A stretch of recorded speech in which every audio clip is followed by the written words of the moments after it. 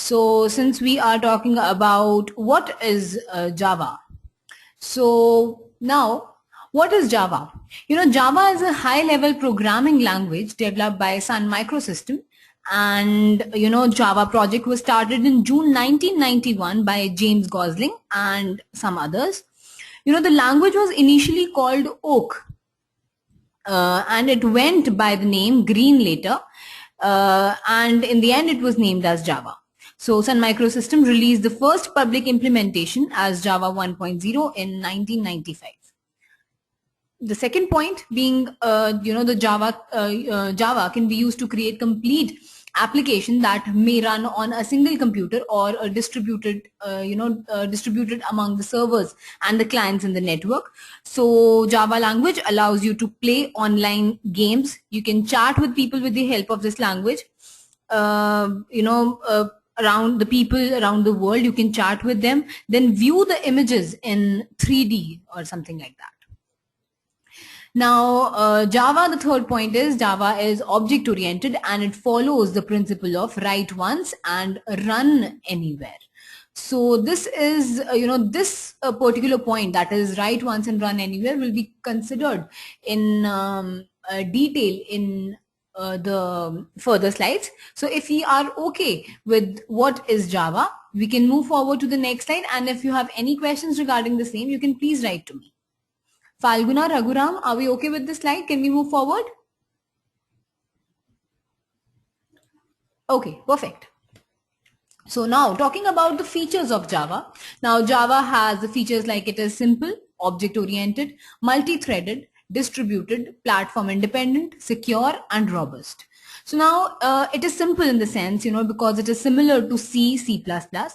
It also omits the many, complex features like explicit pointers, operator overloading, etc.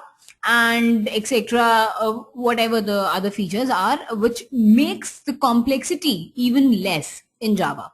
Also, it has automatic garbage collection. Now, what garbage collection is, it allows the developer to create new object without worrying explicitly about the memory allocation and deallocation, because garbage collection automatically reclaims memory for reuse. So this is about the Java language being simple. The second point is object oriented. Now this means that we organize our software as a combination of, you can say, different types of object that incorporate both with data, that is data, and behavior. Now in this we will see we have object, class, inheritance, encapsulation and abstraction. Object is like, you can say, it is a real world entity. Class, you can say, is defined as a template or a blueprint that describes the behavior of the state. Then inheritance is a process, where one object can acquire the property of another object. Polymorphism is like, we can say, it is the ability of an object to take many forms. And encapsulation is, just a second, I'm sorry.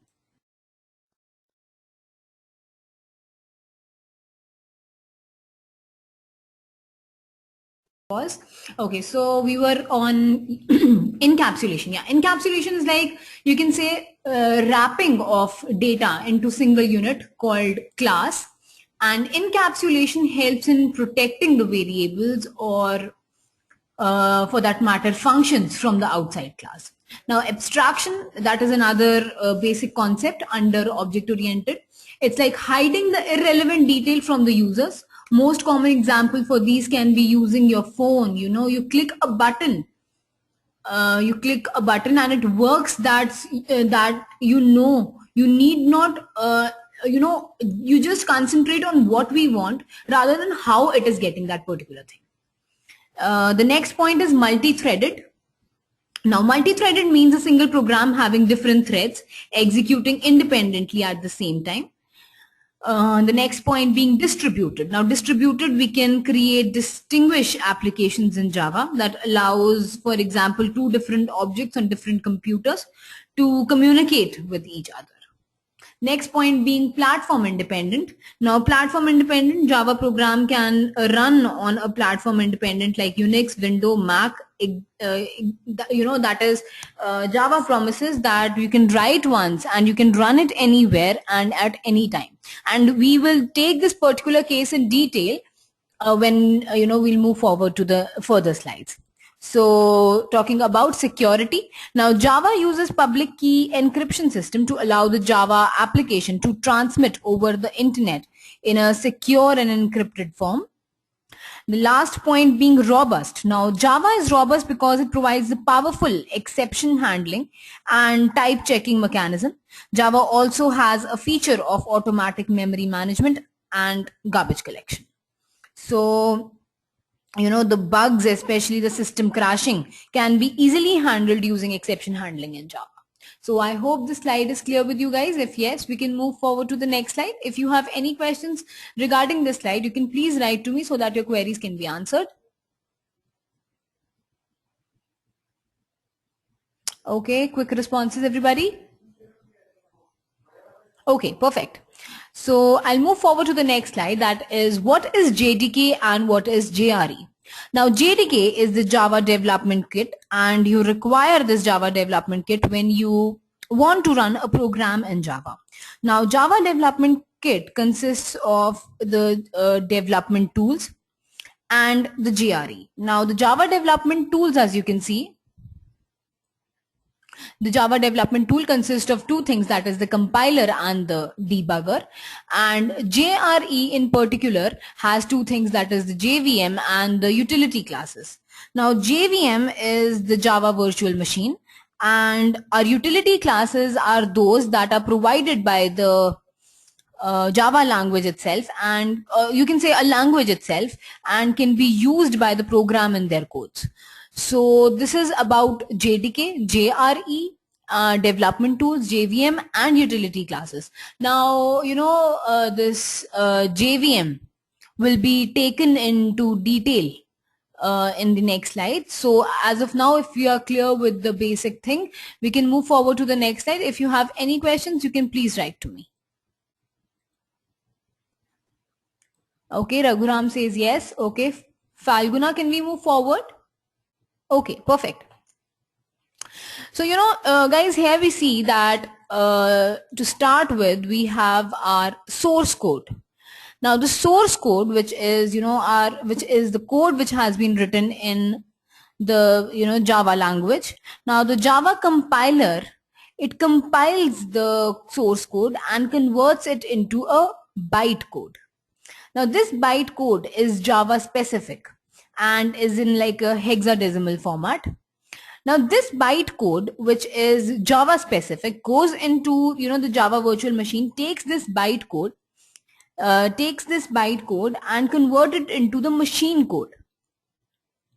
So the Java interpreter, which is present in JVM, Java interpreter in JVM converts the bytecode to machine code. In addition to this, after this machine code, the output of the program is obtained, after the execution of, you can say, the machine code. But we have another thing, that is the JIT compiler. Now the JIT compiler is the just-in-time compiler which speeds up the execution of the code. Now, because the bytecode is Java specific, as we know, so this brings in the independency. Now how do we get it is because the bytecode is Java specific and you can ship this code anywhere or on any platform, having JVM, and you can run this code without having, without the need of recompiling this code. So this is about how Java works. So I hope this slide is clear with you. If yes, we can move forward to the next slide, and if you have any questions, you can please write to me.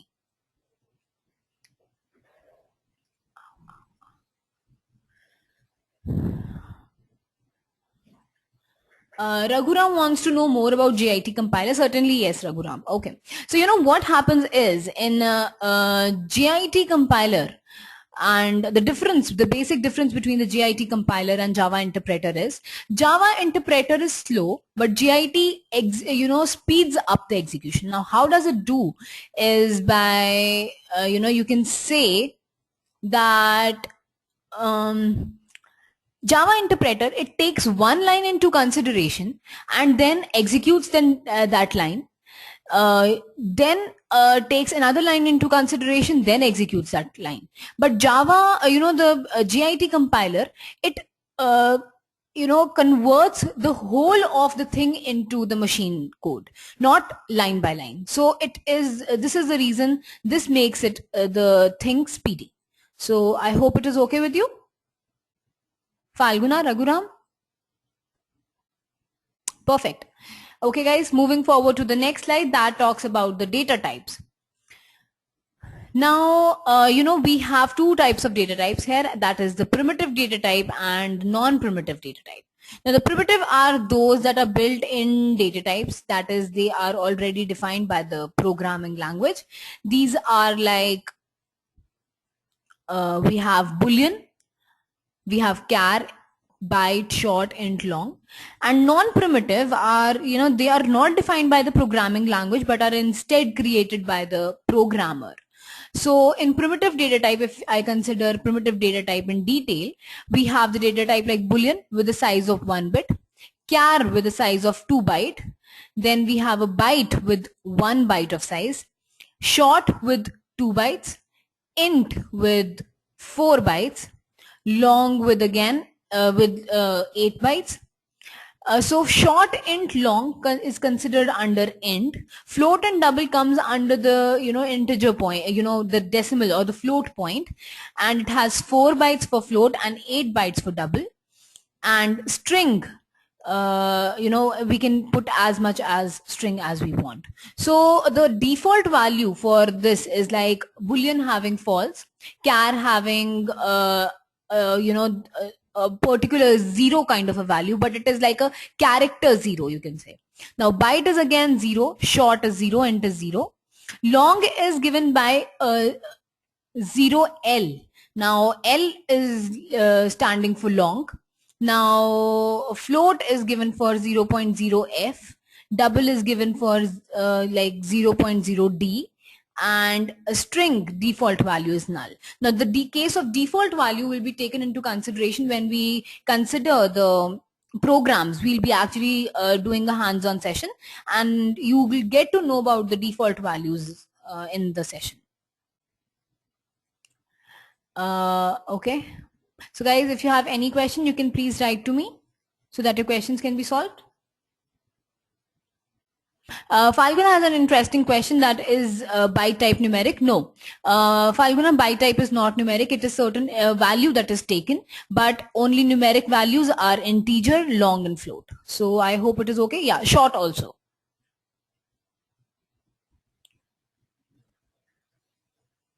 Okay, perfect. Moving on to the next slide that talks about the operators.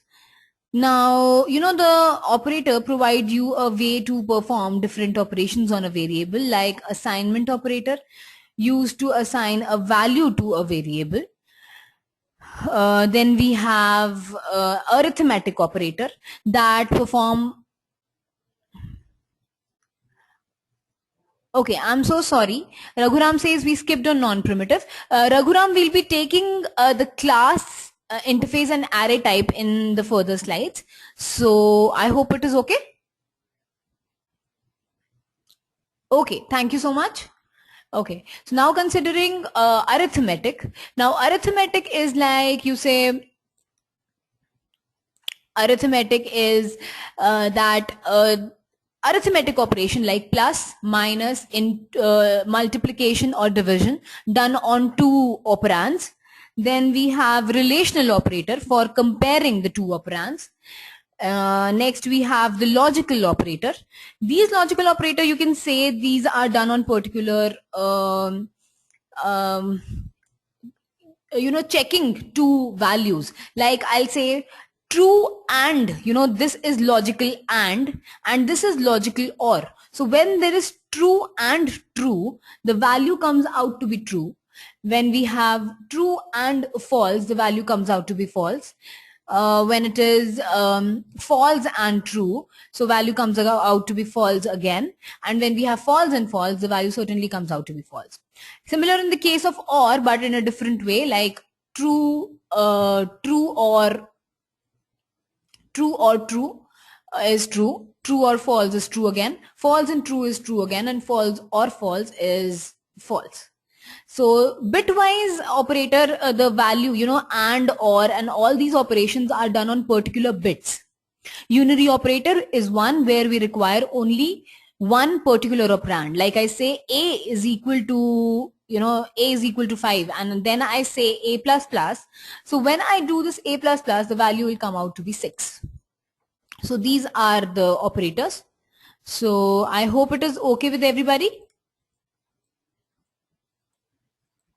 Okay, Raghuram says yes. Falguna, is it okay? Can we move forward, please? Perfect. Okay, now talking about statements and blocks in Java. So statements, forms a complete command to be executed. Statements are, always terminated by a semicolon. Now, you can see here, a block is a compound statement enclosed in curly brackets. So this is a block which starts with a curly brace and ends in a curly brace. Now, whatever, you can say this is statement 1 and this is another statement 2, and you can see all the statements, they end with a semicolon. So it is important for that blocks, they start with a brace, they end with a brace, and the statements, they end with you can say they end with a particular semicolon. So I hope it is okay with you. Is it okay, guys? Statements and blocks. Okay, Raghuram says yes. Perfect. Okay, Falguna says yes as well. Okay, perfect. So guys, moving on to the next slide that talks about our Java class.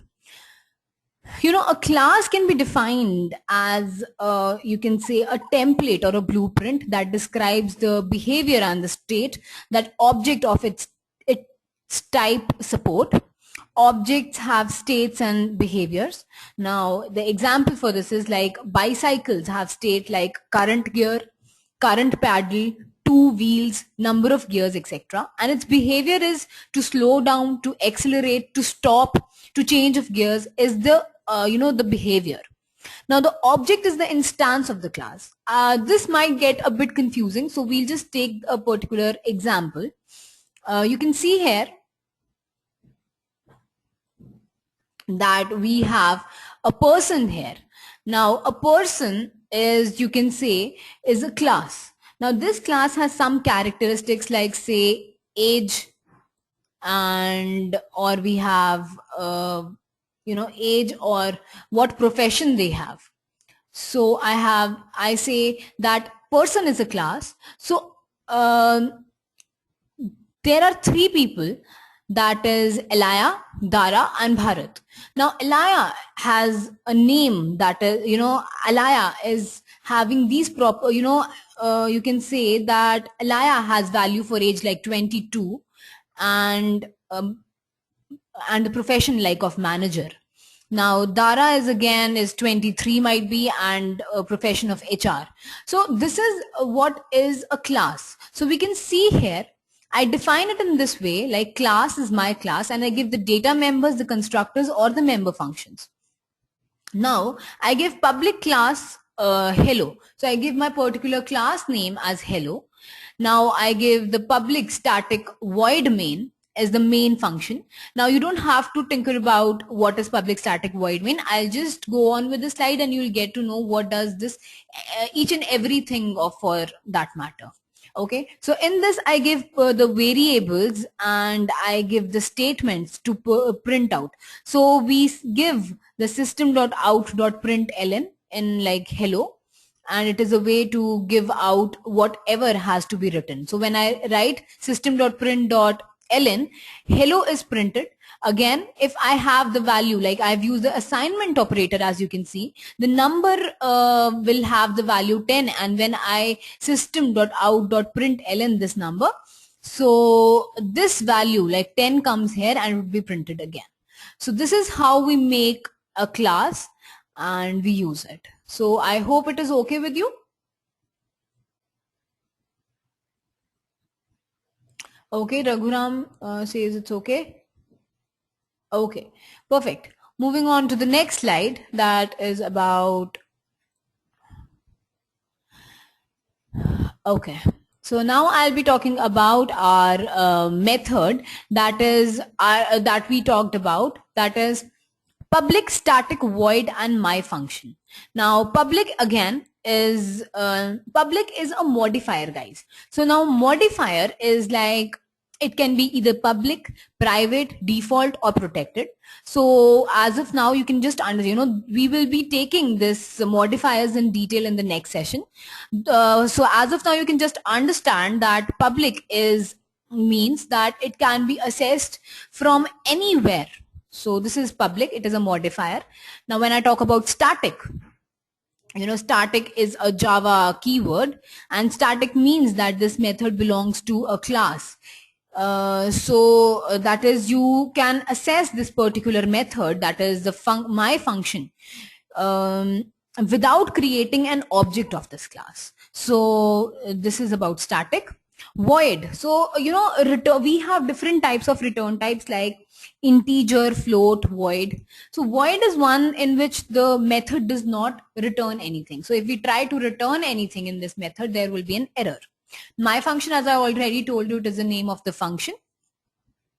Now you can see here we have three arguments: argument 1, argument 2, and argument 3. So whenever I call my function, I have to specify the argument value, and like I say int A, int B, int C. So I will have to give 3 integer values for this, that is like 3, 4, and 5, and then this thing will work for the body of the function.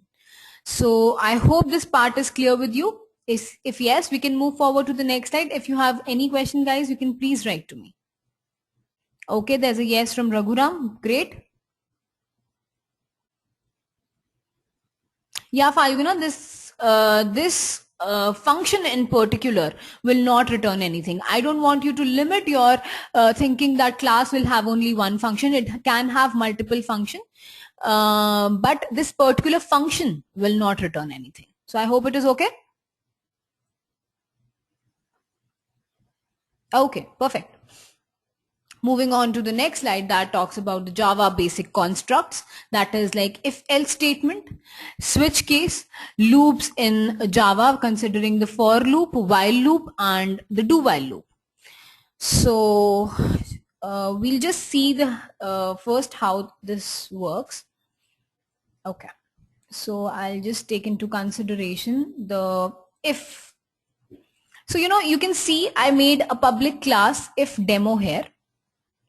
I have my public, as I told you, it can be accessed from anywhere. Static, it is called without instantiating an object. Void, it will not return anything. Main is my class name, and I give these arguments. So I give the value like int I is equal to 5 and j is equal to 10. And if I is equal to 5 and j is equal to 10, then the result should be that the result is correct, else the result is incorrect. So I'll just show you how this works. I'll press shift F6. So we see the result is correct. Reason being, I was equal to. So there has been an operator has been used here, and again the logical operator has been used here. So we see the result is correct. So I changed the value to like say 6. Now I work for this, and we see that the result is incorrect because we have used AND operator here. If the operator used here was OR, the result would have been result is correct. So I hope this is okay.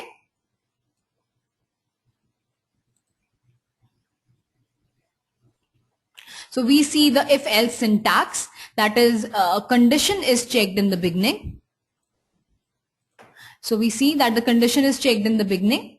If the condition is true, then the particular statements are executed. If the condition is false, then the other statements are executed. So what happens is in the end, when these statements have executed, the result comes out, this comes out of the loop and we have our result.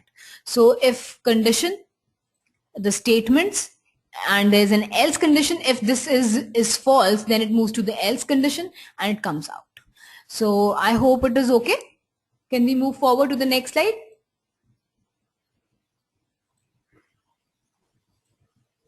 Okay. Okay. So moving on to switch syntax. Now in switch syntax, I want you to see this question, this example. Now, like again, I give a public class that is switch demo. I give another main function that is public static void main. And I give a string value equal to VIC. Now I check that switch str and I check that case if the case matches this particular thing. So it will execute this line and will break. Now break here means that it will come out of this loop, rather come out of this switch thing, and out of this switch it will come to outside switch. So if it matches Zohit, it will print this particular line. If it matches Joey, it will print this particular line. So we'll run this program and we'll see the result.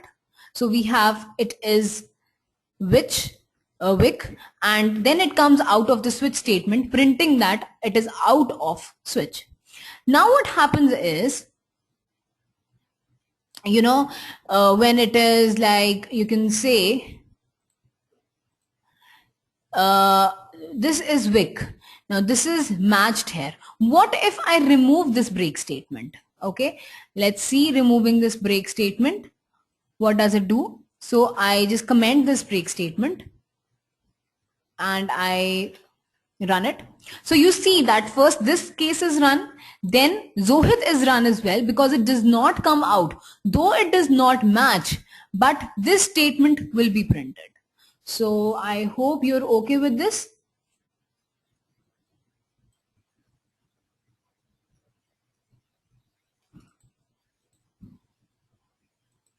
Okay, Raghuram has a very interesting question, that why do we have a brace after the case? You know, Raghuram, if you have just one line or one statement in particular, then you need not have a brace. But if you have multiple statements, then you need to put a brace. So I hope this answers your question, Raghuram. Okay, so moving on to the next slide, that is, you know, this slide about switch. So as we have seen that, you know, we have a case, then if it is true, the particular statements are run. If we have break, then it will go out of the loop. But if we do not have break, it will execute this case too as well. So break statement and these are the statements. So I hope it is okay with everybody. Can we move forward?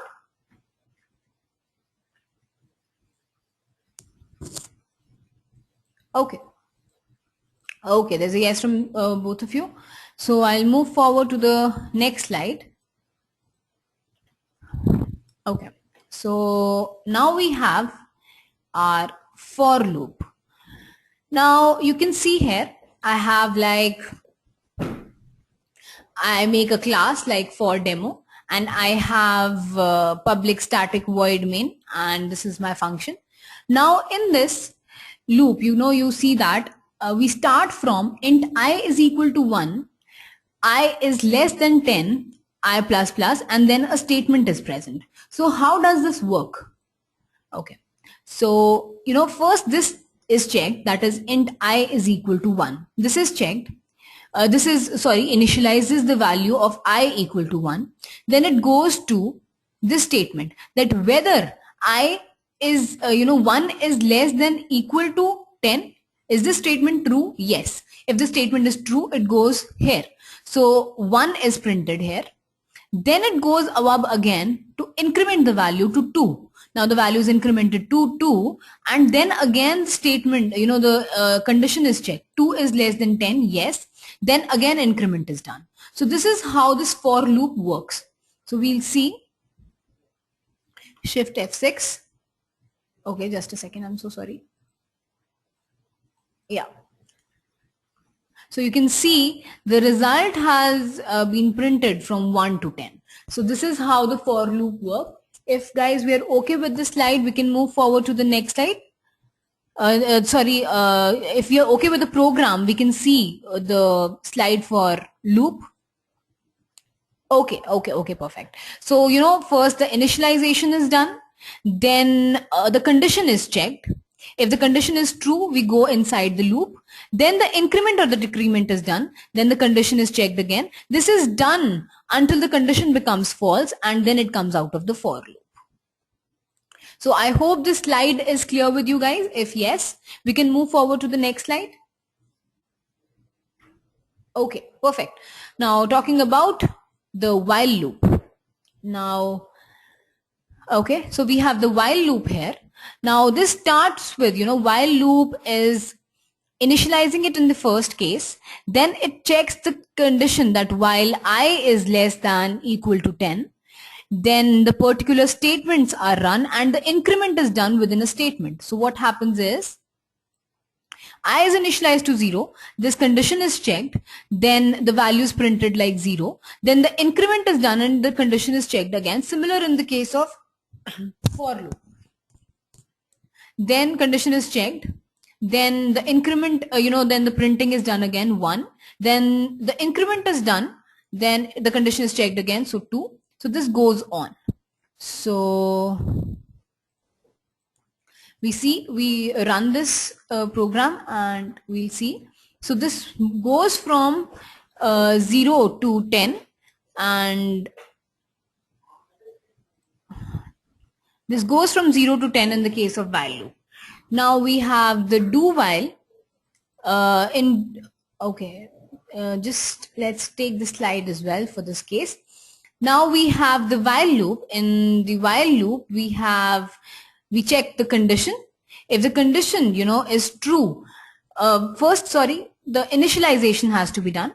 Then the condition is checked. If the condition is checked, it is true, it goes inside the loop. Then it keeps on doing this. And in the end, we come out of the loop when the condition goes to false. So I hope this is okay. If yes, we can move forward to the next slide. Okay, there's a yes from both of you. Okay, perfect. So moving on to the next slide, that is about the do while. Now, do while. In this case, initialization is done, then the printing is done, and then the condition is checked at the first time. Like for example, 1 will be printed, then it will be incremented to 2, and then the condition will be checked. Then this will come here again, then increment will be done, and it goes on till the value becomes equal to 10. So we'll just run it again. We'll run it and we'll see what happens. So when we run it,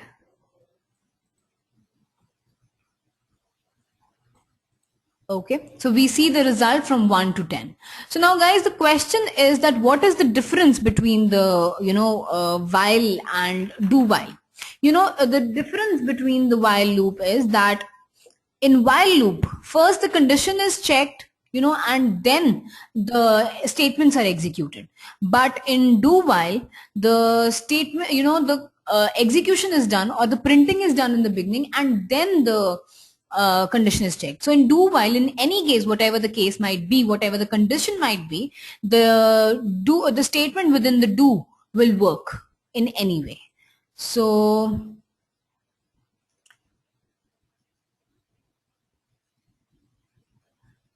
okay, Raghuram says, yeah, exactly, Raghuram. Do while will run at least once, even though the condition is false. So, okay, so we'll just see.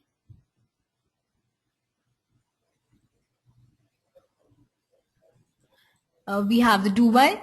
As I told you that it goes first, the condition is checked, it goes inside the loop, then the condition is checked, and this happens until we get a false statement, and then it goes out of the loop. So Falguna has a question, an interesting question, that why all of them are similar. Why is it useful? The thing has been set from C++. all the three loops the bases come from C++. They have almost the similar time taken, but it is a convention, you can say. So you cannot really judge or you cannot really question on why we have it. It is a convention which has been set from the very beginning. So I hope it answers your question, Falguna. Okay, perfect. So now we come on to the creation of object. So now guys, the creation of object, in the creation of object, we have the class name. The class name is the name of the class. The object name is the name given to a particular reference variable. Now new is the one that allocates the memory. Then again we have class name with parenthesis that calls the default constructor.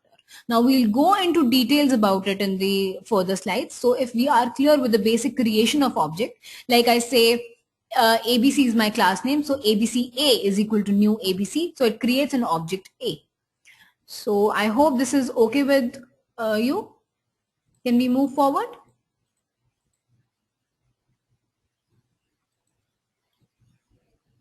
Falguna has a question. She asked, why do we need Eclipse to write a program in Hadoop? Yeah, certainly, Falguna, you'll need Eclipse to write your program, Eclipse IDE, or you can also use NetBeans as your IDE.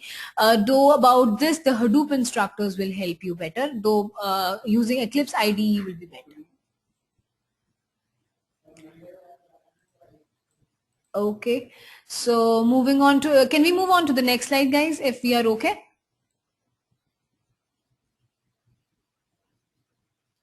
Falguna has a question that will you provide the link to install this? Yeah, certainly, Falguna, you don't have to worry about it. All the information, all the required links will be given to you. So you don't have to worry about it. Is it okay? Perfect. Okay, so now moving on to arrays. Now, array is a non-primitive data type. It is used when we want to store similar element in contiguous memory locations. Array has a property that only similar elements are stored, like all int will be stored, all float will be stored, all string type will be stored. If you want to store like int or float, you cannot do this in array. So array has three things that is fixed, that is name, the type, and the length.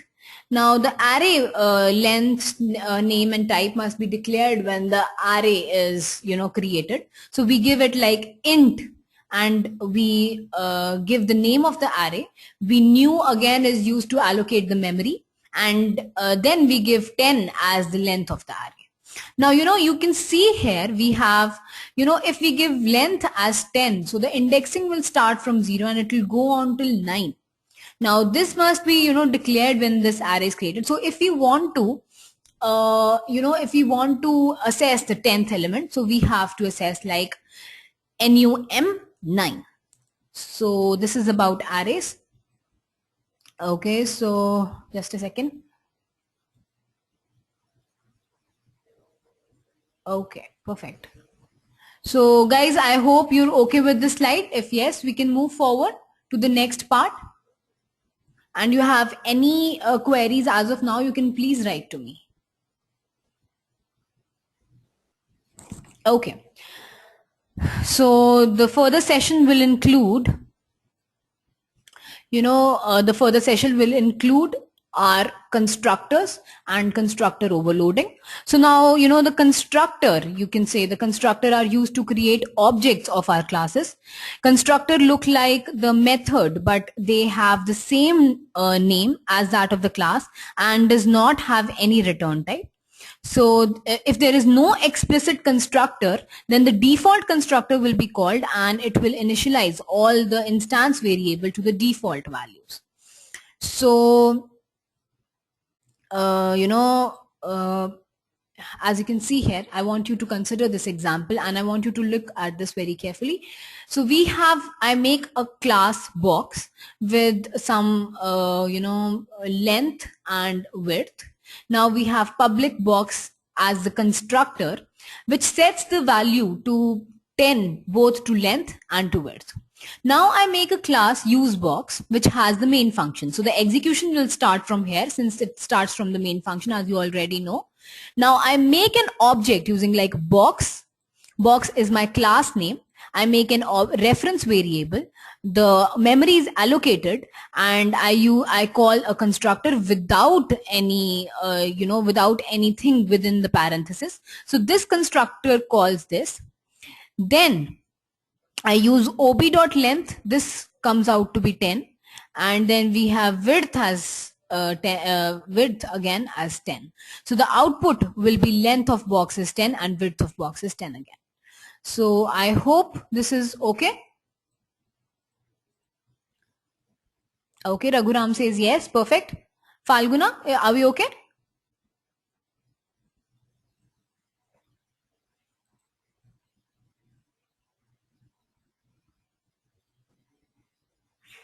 Falguna has a question that how to change the value of box OB.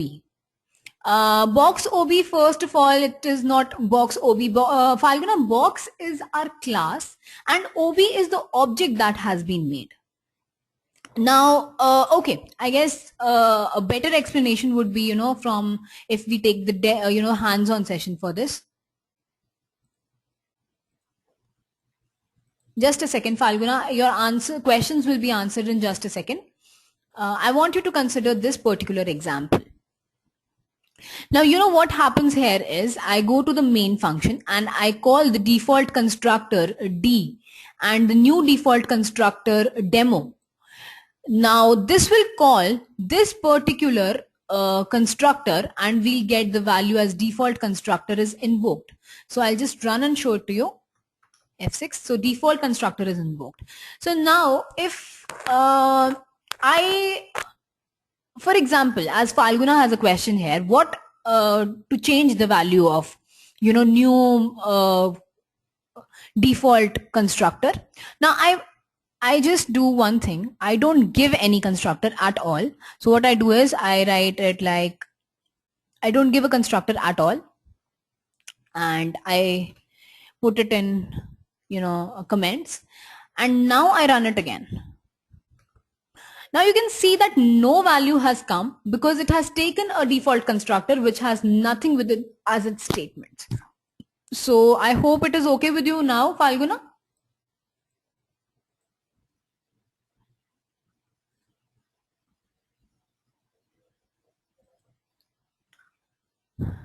Okay, Raghuram, Falguna, are we okay? Quick responses, please. Falguna has a question that from where it has picked the default constructor. Yeah, Falguna, actually, when you are implicitly, you are not writing a default constructor, you're not making a default constructor. Java, JVM makes a default constructor like this. I'll just show it, like default constructor demo.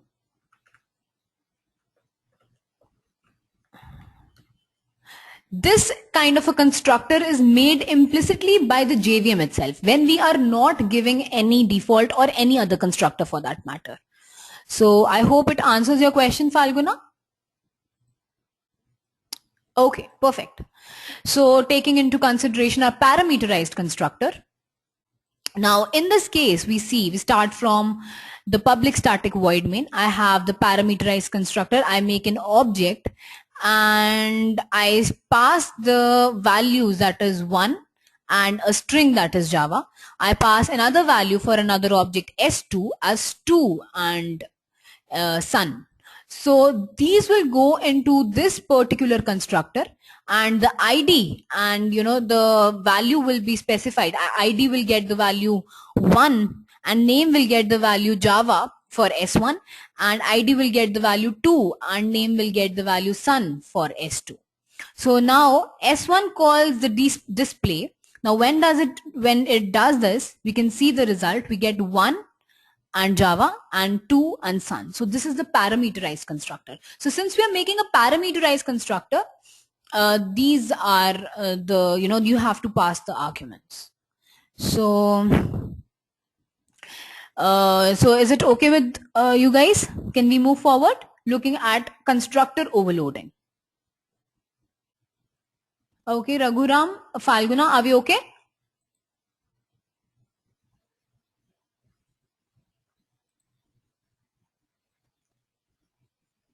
Yeah.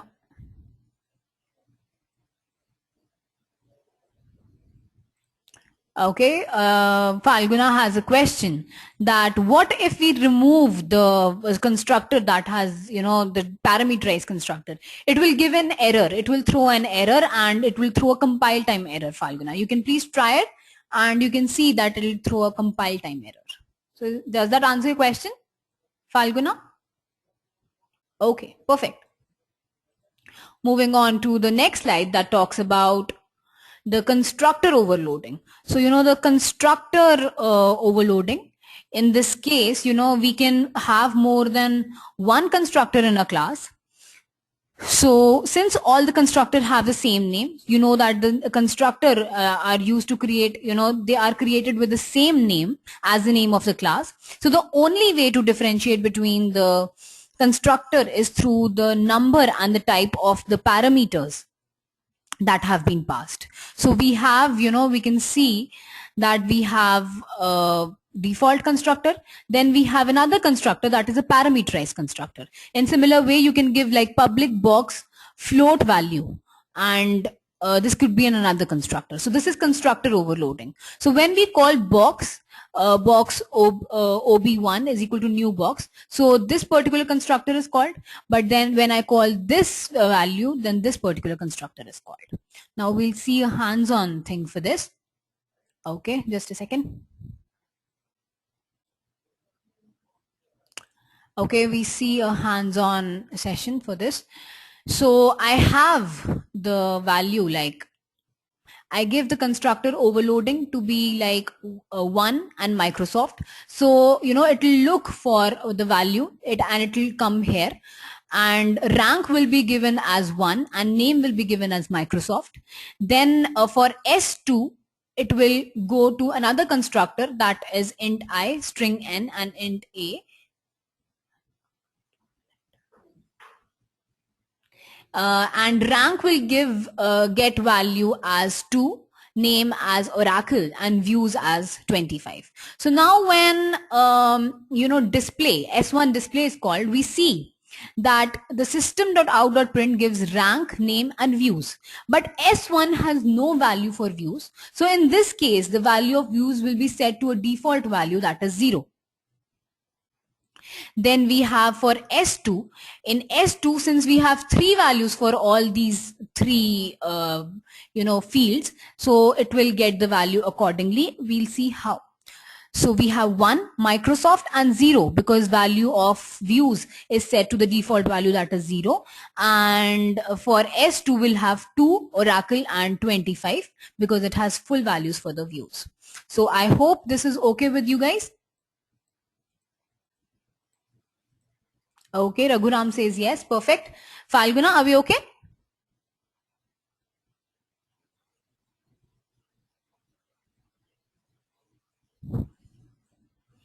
Yeah, sure. I will explain it again. You want me to explain it again? Now, this is public static void main. That is our function. Now we create the constructor overloading, which is our class name.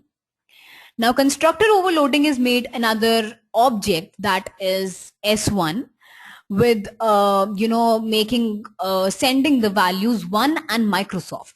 Now this is calling a constructor which will have the the arguments of one of int and another of string. So we have the constructor overloading as int I and string n. It will reach to this particular constructor, and the value rank will be set to 1 and name will be set to Microsoft. Now we'll have the constructor overloading again, and we'll make another object S2. Now S2 is calling another constructor with value 2, Oracle, and 25. So it will look for a constructor having int, string, and int, that is this. So the rank will be set to 2, name will be set to Oracle, and views will be set to 25. Now the next statement is s1.display. Now, when s1.display is called, this particular function is called. Now rank and name has been specified, but the values for view is not given in s1. So it will take a default value, and default value for int is 0, as we have already seen. So it gives 1 Microsoft and 0. When s2.display is given, we get all the values, that is 2 Oracle and 25, because we had already all the values for this particular object. So are we okay with this now, Falguna?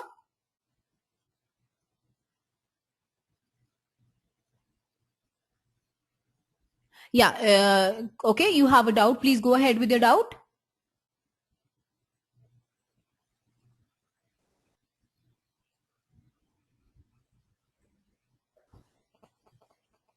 Yeah, there are two constructors, certainly, yes.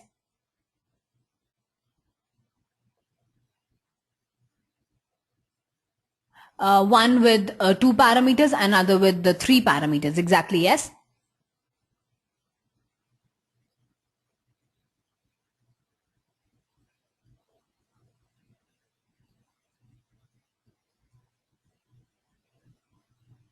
Okay, can you go ahead with your question, Farguna?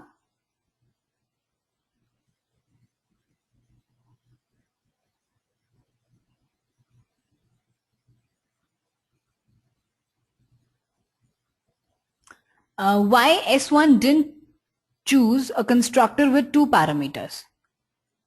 S1 chose a constructor with 2 parameters. It's just that because the display is giving the value of rank, name and views, that is why our result comes in 1 Microsoft and 0.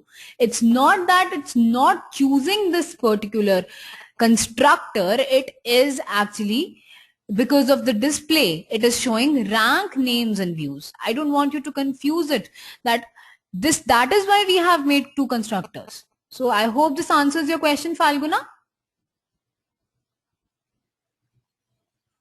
Okay. So, okay, perfect. So guys, this was today's session that was consisting of the Java Essential, that is session 1. Another session will be taken tomorrow. So the further essentials that would be required for your Hadoop, will be taken tomorrow. So I hope it is okay.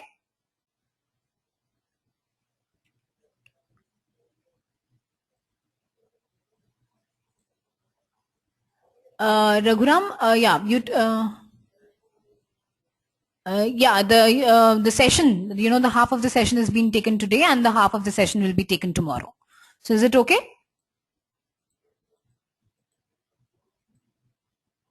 Okay. Okay. So Falguna, yeah, you can practice this. You can,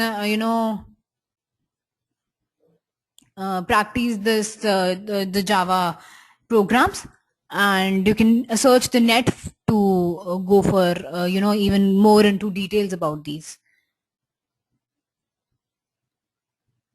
And other stuff will be uploaded to your LMS, and even the recording for this session will be uploaded to your LMS. So it is okay? Okay. So thank you everybody. Thank you for attending the session, and I wish you a very nice evening. Thanks a lot.